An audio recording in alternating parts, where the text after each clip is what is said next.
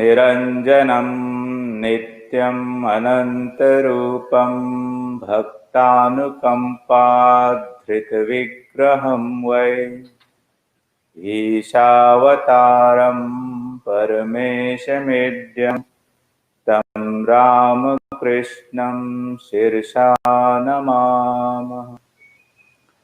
Namaste and welcome to our session on guided meditation. After 2 weekend break, we are back again. So let us sit down for meditation as usual. Sit upright, keeping your back, neck and head in a relaxed upright position.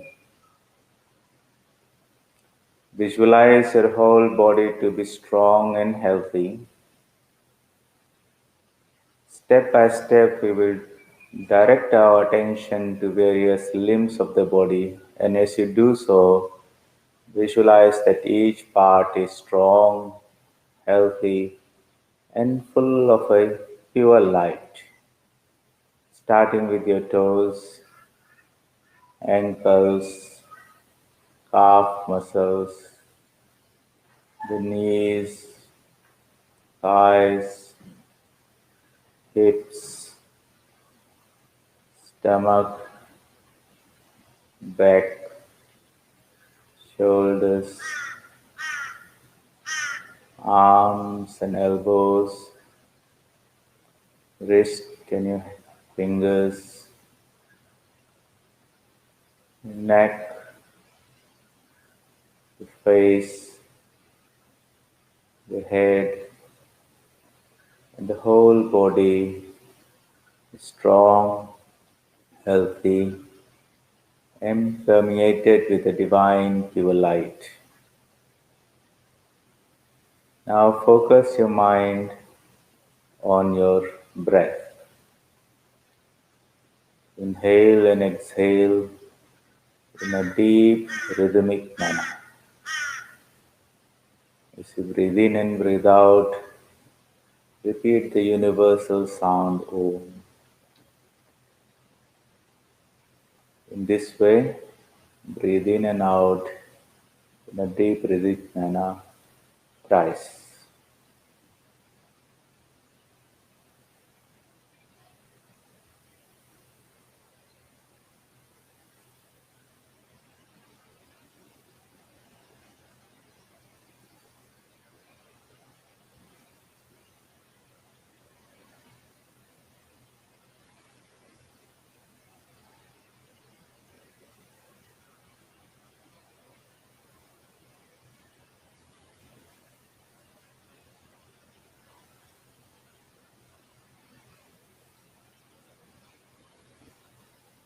Now let us meditate for the welfare of all beings throughout the universe.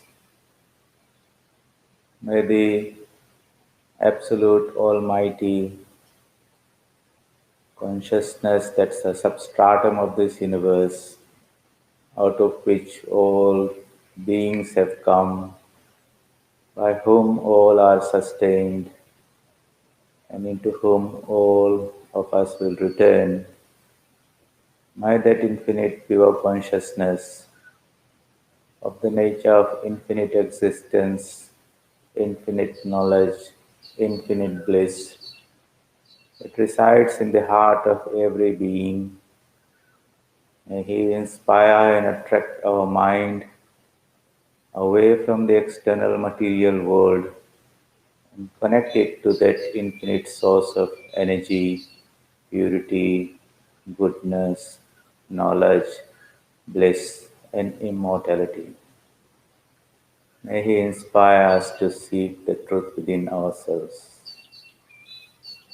Your prayers and thoughts are powerful, and if you can inject your goodwill into it, your prayerfulness, and send it out to anyone, or for the matter, the whole universe, it reverberates and helps them too. So send out your prayers for the welfare of all. Visualize your thoughts going out to the right, to the left, in front, behind, above, below, with you as the center, in all directions. Your prayers for the welfare of all are being sent out throughout the universe. Now withdraw your mind from the external world and visualize your own physical body, strong and healthy, filled with the divine light throughout the whole body, interpenetrating every cell of your body. Visualize your subtle body, the mental body, which overlaps the physical body and is finer than the physical body. Now visualize your knowledge body in the causal body of the nature of pure knowledge, which is even finer than your mental body.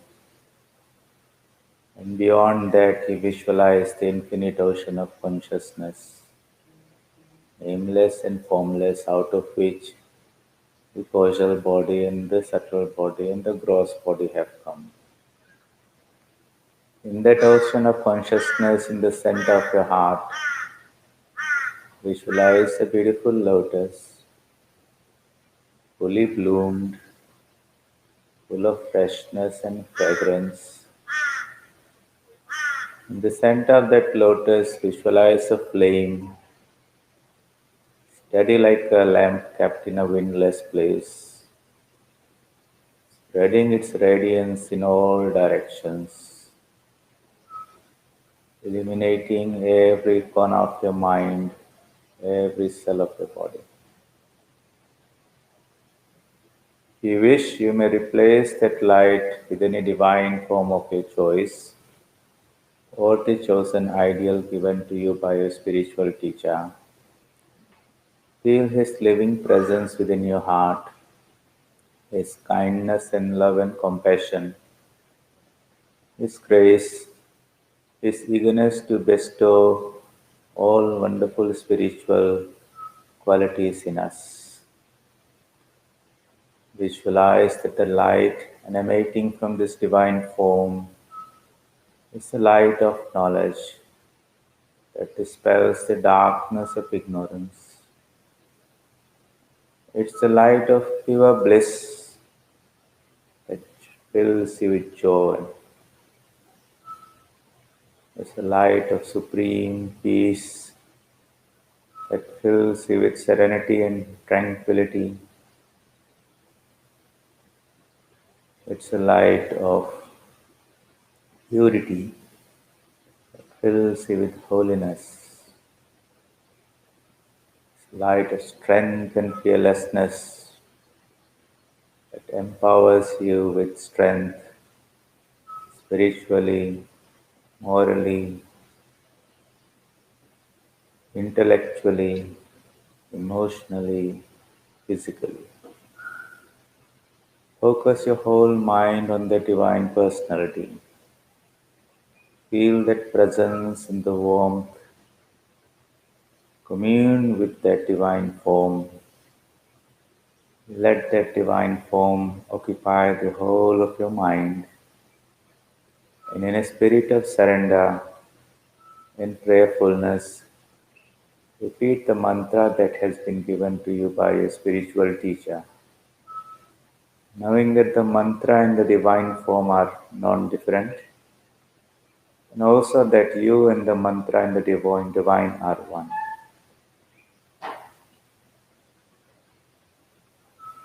If your mind wanders away anywhere, gently bring it back to the object of your meditation.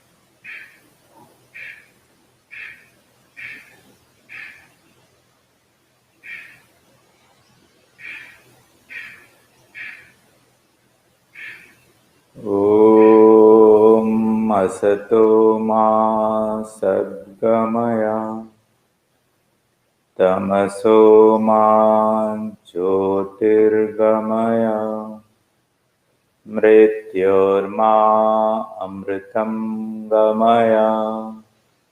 Om Shanti Shanti Shanti.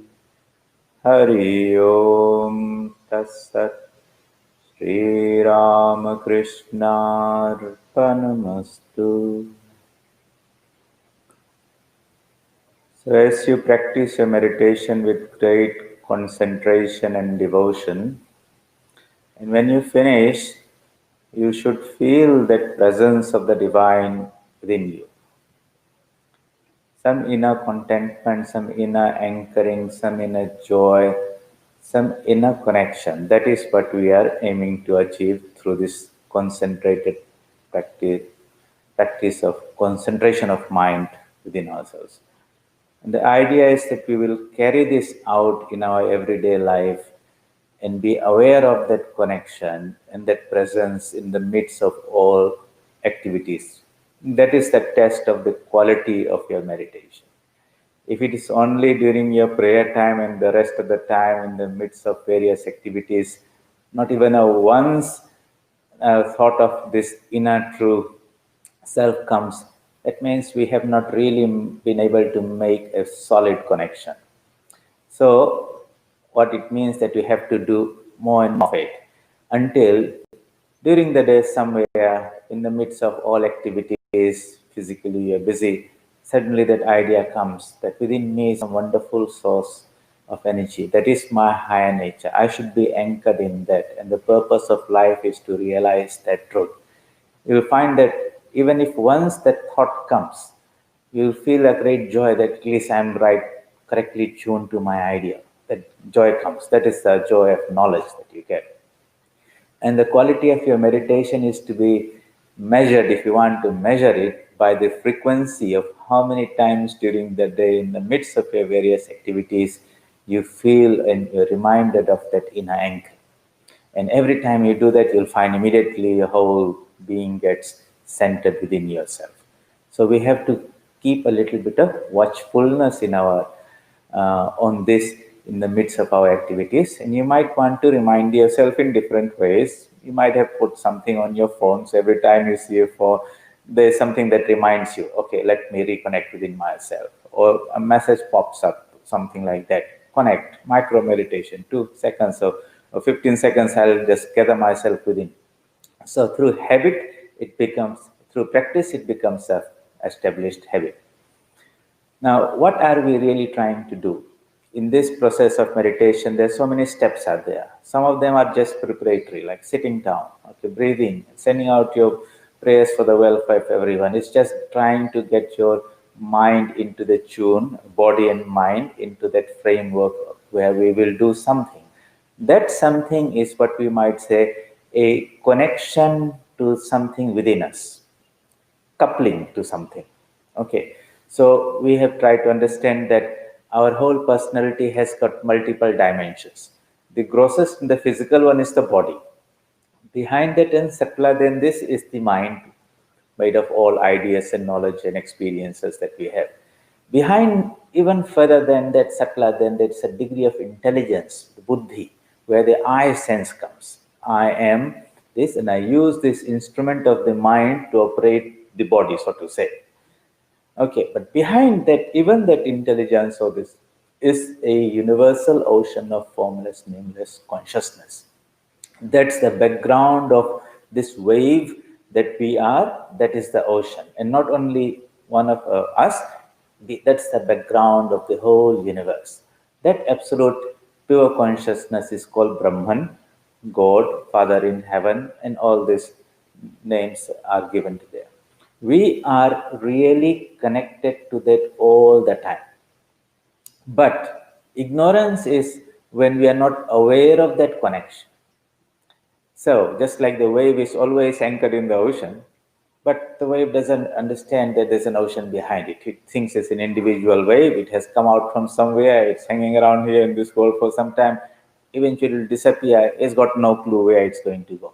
That type of ignorant existence is not a very high level of living. Okay. But if the same wave understood due to knowledge and acquired from the experiences of others who realized the truth, or out of his own experience, that look, behind me is that infinite ocean, which is so vast in compared to me that it's just out of this world, so to say.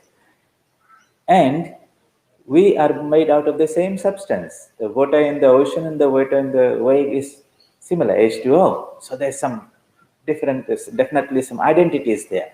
But there's this problem that when so long as I identify myself as this wave, then I'm a little something that is drifting here and there at the mercy of this ocean, the winds, and whatever is there. But if I merge myself into the ocean, then the wave disappears, but I don't die really. I become that infinite being.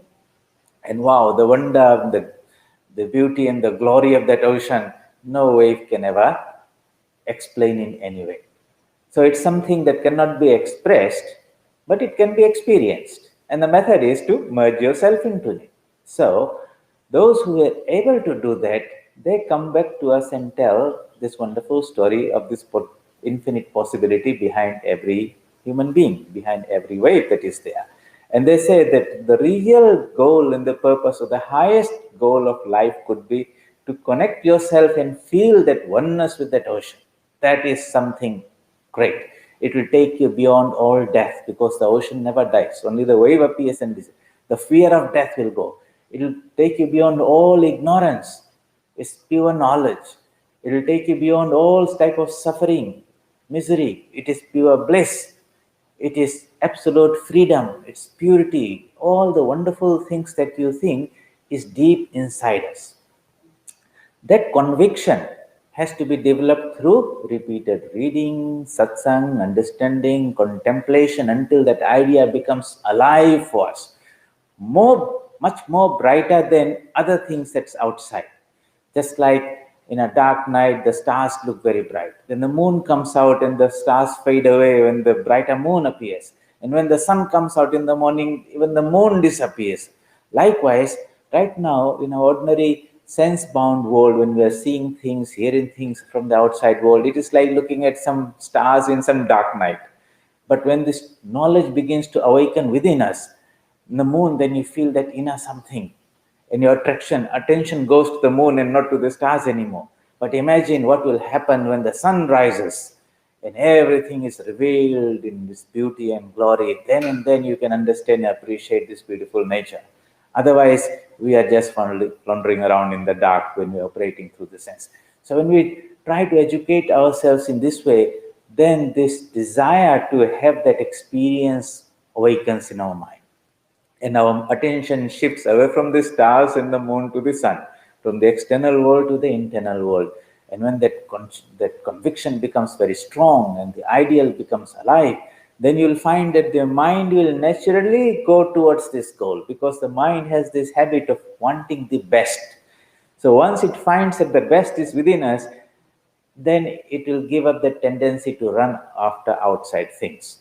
So this is where satsang, study of scriptures, deep contemplation, reflection, and all those type of things helps. But we just don't want to understand things. That will make us a philosopher and a pandit, where we can read so many texts, there are so many Upanishads, the Bhagavad Gita, and Brahma Sutras, and all that. They try to present to us the information and knowledge as a conceptual something. So if you keep on reading and studying, you'll find that in your mind only, some more and more ideas are being developed, new concepts are coming. There's an Atman, there's a Brahman, and how they're interrelated and all that.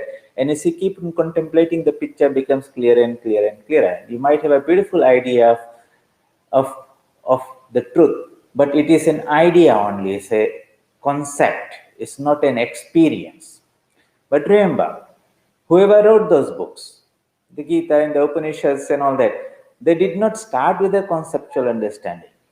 They had that experience first, and that experience, when they tried to communicate to others, they took the help of this human language as much as possible. So at that time, maybe it was in Sanskrit, and they put it in a way. Now, the idea that was in their experience is what they're trying to communicate to us through the vehicle of the language. And it could be stories and parables and different ways of explaining the truth. What we are wanting, our goal is to experience what they experienced, not to understand what they're trying to teach us. So, if we are not very clear, then we might just study the books and things and have a sort of intellectual joy. Your intellect is helped, but you are not experiencing something. Like you might be reading about honey forever, and you can give a beautiful lecture about it. But if you have not tasted it, you don't know anything about it. Likewise, we can talk about God and the Atman and Brahman and all that forever, have wonderful discourses and discussions and all that, and you'll have some joy out of that. You feel good about that because knowledge is uplifting, elevating.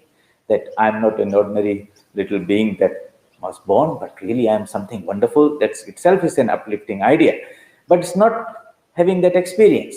Now, meditation is about trying to have that experience. And to have that experience, you have to bring some connection. Just like the honey has to be put on your tongue. Some connection happens there, and in that connection comes an experience. Otherwise, if it's outside there, you can't experience it.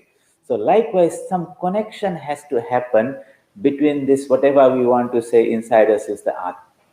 And meditation is the technique by which this mind, which is always sort of going outward, connected to outward things, we want to restrain that tendency, turn it around, direct it within us, so that ultimately that connection happens.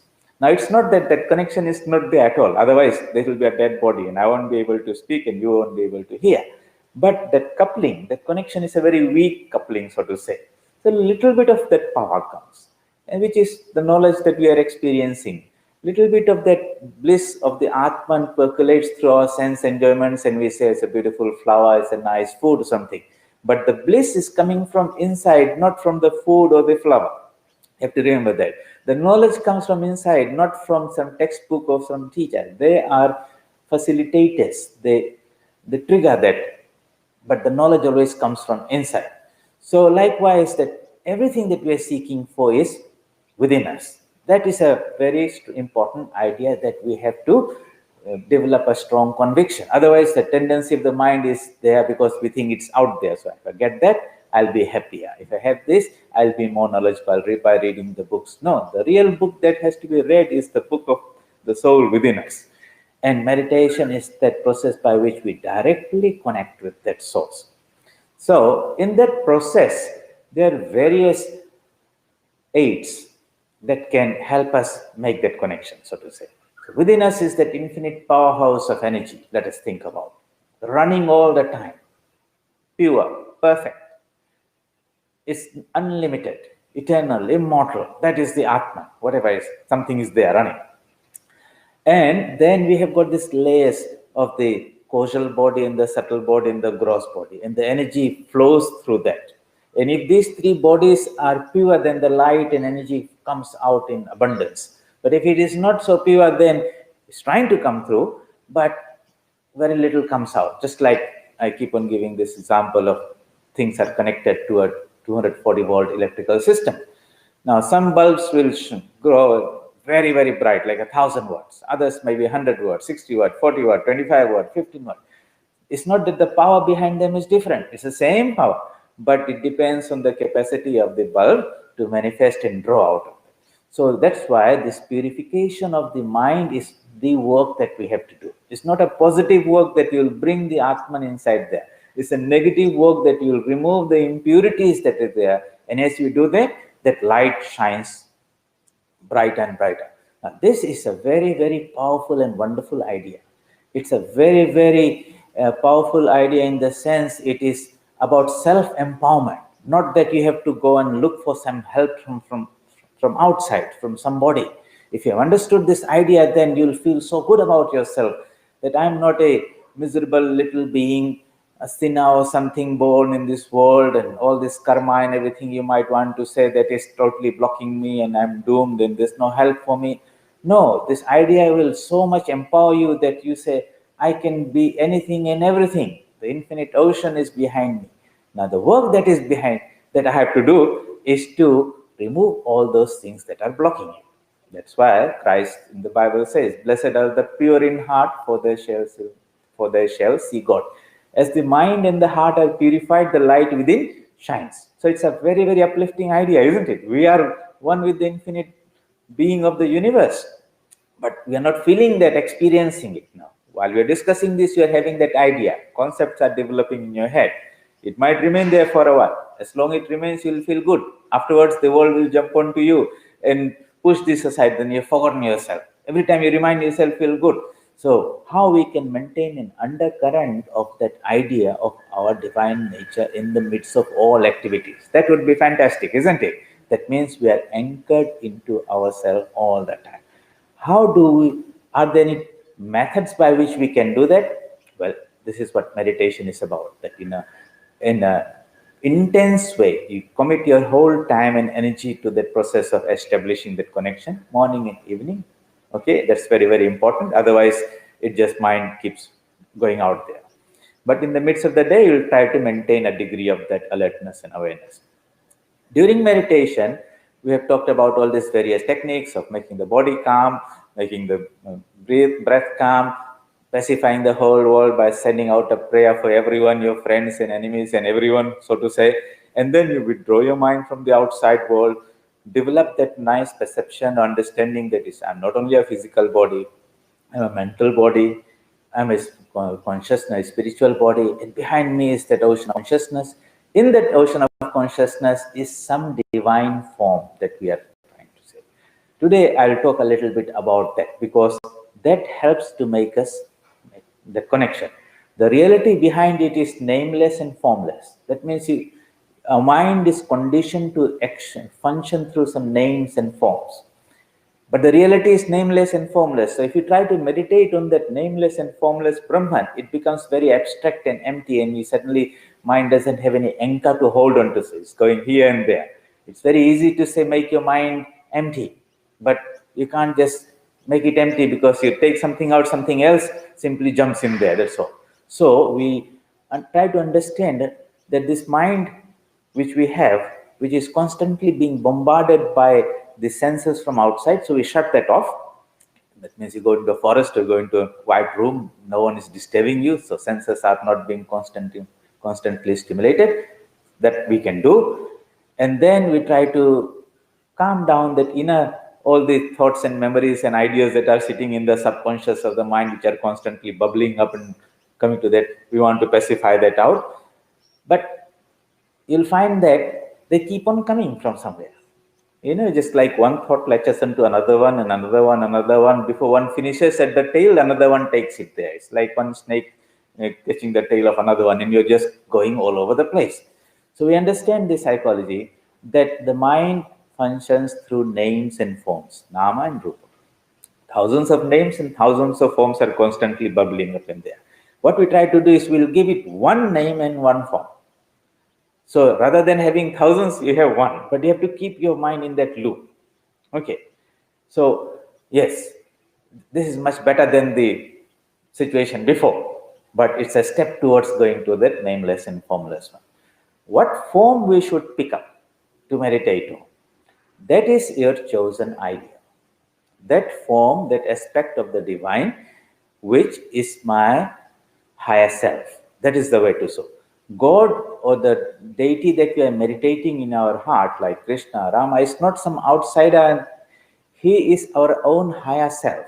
So when you go beyond the idea that I am the body, I go beyond the idea that I am the mind, then I will feel and experience that presence which I have been meditating on. And he's not some outside thing. He's my own higher self. That is the very important idea. So a spiritual teacher, when he gives the diksha, the mantra, identifies the particular chosen ideal for that aspirant. We are all constituted slightly differently. So the spiritual teacher will tell, this is your chosen ideal. Meditate on Christ, or on Rama, or Krishna, or on Shiva. You might think that, oh, I like Krishna very much. But your guru might say, no, no, no, no. I can see deep within you, you are constituted in a different way. Shiva is the ideal, and you have to follow that, and you'll find that that will open the path more for you, faster for you, because that's how we are constituted, not in this life, for many, many lives. And that is the door, and the key will be given to you also. So the key is the mantra. Okay, name and form, they're interrelated. So if you see somebody, immediately that person's name pops in your mind. Or if somebody mentions somebody's name and that person is not there, immediately in your mind that form appears. So this is correlation. We want to use this understanding of how the mind functions and put it to a spiritual advantage by giving it a divine form and a divine name. Okay, but the divine form is just not any form. It is our own higher self. We are something more than this body, more than this mind here and now. And I'll narrate to you an incident in the life of Swami Shivanandaji Maharaj. Okay, I might have done this before, but it's a wonderful way to reinforce that we don't know ourselves really. Okay, and this is what is called ignorance. Let us enlighten ourselves. And those who had that intuition and that spiritual eyes open, the Divya Chakshi open, they see more than the physical person, the mental person, they see the spiritual person. So this is a little incident that happened in Mahapurush Maharaj's life in the book For the Seekers of God. You'll find that when people would come to him in the morning in his room, naturally to make pranams and all that, you'll find this elderly Swami, who is the president of the Ramakrishna mission, disciple of Sri Ramakrishna himself. He is saluting them with folded arms, hands like that. So people would feel, we have come to our guru or somebody, why you don't feel so comfortable when that person is saluting you? So some person objected, Maharaj, this is not nice. We don't feel very comfortable. Why do you salute us? We have come to pay obeisance to you. And listen to the answer that he gives. He says, what can I do? When people come to me, I see the divine form peculiar to their inner nature. I don't see them. And when I salute the divine form, and then only the divine form fades away, and I see your physical form, and I identify you, and then I can have this conversation, how are you, and all that. So simple, some things there. But let's analyze this, very powerful. The person who came had no idea about the divine form that he is, because his mind is anchored at a very physical level. He is aware of himself as a physical, mental being. But the Swami, he is at a very high spiritual plane. So when he sees, he doesn't see the physical plane person. He sees the spiritual, which is there in that person, even though that person knows it or not. Likewise, even though we might not be aware of our divine nature, divine aspect of it, it is there. It's just that we are tuned to our lower frequency, to say, lower station, where we see ourselves as a physical being, as a human being, and with all our problems. But that doesn't mean that divinity is not there. Okay, that is the powerful thing that you have to realize and say, whether I know or not, something is there very profound within me. That divine aspect is our chosen ideal. Okay, so when we go to a spiritual teacher and say, can you please help me connect myself to the ultimate? He said, okay, let me do a little bit of diagnosis. And he sees within you and says, okay, this is a chosen ideal and this is the mantra. And the process by which he gives that is a spiritual initiation, diksha. And it's not only some words or some mantras. Embedded in that mantra is a spiritual energy that can uplift the mind to that high station where the divine experience can be had. So those who are very sincere spiritual seekers, yes, you can do a little bit of this meditation like we teach you guided meditation.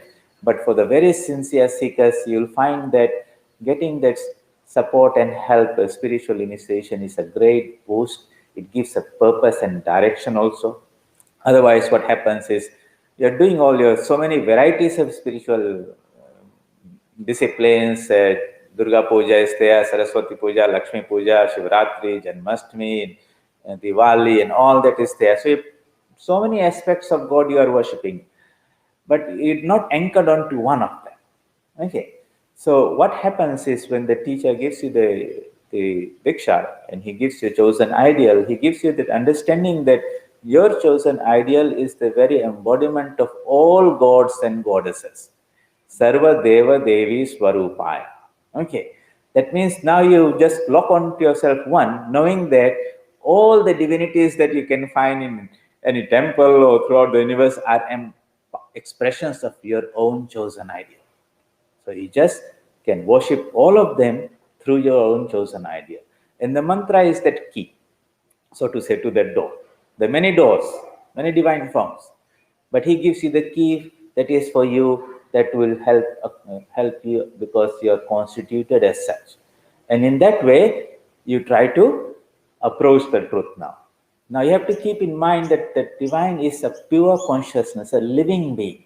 It's not like a photo or a statue that is sitting down there and you're trying to imagine a picture there. No, it's full of life. Actually, that which is called life in me is an expression of that life. If that is not there, this body won't be alive. This knowledge that is there is really coming from there. That happiness that we feel comes from there. Everything comes from within. And you should feel that that living presence is alive in the sense that when you pray to it, it responds to you. It's That's very, very important. It's a living thing that will being. It's a living being that responds to us, to our prayers. And if we can make that connection, most of the work will be done from inside. That's why Sri Ramakrishna says, you take one step towards me, I'll take 10 steps towards you. He is the chosen ideal, dwells in our heart, and he says, knock on the door a little bit and we'll open it. That's why Christ says, knock and it shall be opened unto you. Seek and thou shalt find it. Ask and it shall be given to you. This knocking, seeking, and asking is what we are doing through our prayer and meditation. But knowing that this mind's capacity to discover the infinite is not possible. This mind itself is a product, it's a limited thing. But if we can connect ourselves and resonate ourselves through that seeking to the being that's inside us, with the idea of not understanding it, but with the goal of experiencing it, handshake, so to say, making a connection, feeling the embrace, feeling that type of thing, not just knowing people from a distance. We don't want to know God from a distance. We want to come in touch with Him. We want to be very close to Him. And ultimately, you will find that you are He only. But that light was being reflected in this mirror, and this mirror has an image which is called the body. God created man in His own image. So the image is trying to go back to its source. We want to make that connection. So it's very important in meditation to feel that living presence, knowing that every thought, every word, every deed teaches me. Always be doing whatever we do with that awareness of Him being present there, keeping a watch, guiding you, talking to you, looking after you, protecting you, all those things. That presence is something we want to cultivate in the hour of meditation and carry out in the day-to-day activity. Morning and evening, day in, day out, if we do slowly, that mind begins to become pure. So repeat the mantra, that becomes pure and pure, and then what we are trying to understand through our mind and visualize in our imagination becomes an experience. Remember, we want that experience. We don't want to understand it. There are many people who have had the experience, but they never try to explain it. They were maybe illiterate people. They never wrote a book or gave any talk, but they had that experience. See, so intellect helps you, but it should not become a stumbling block where you think that everything can be achieved through intellect only.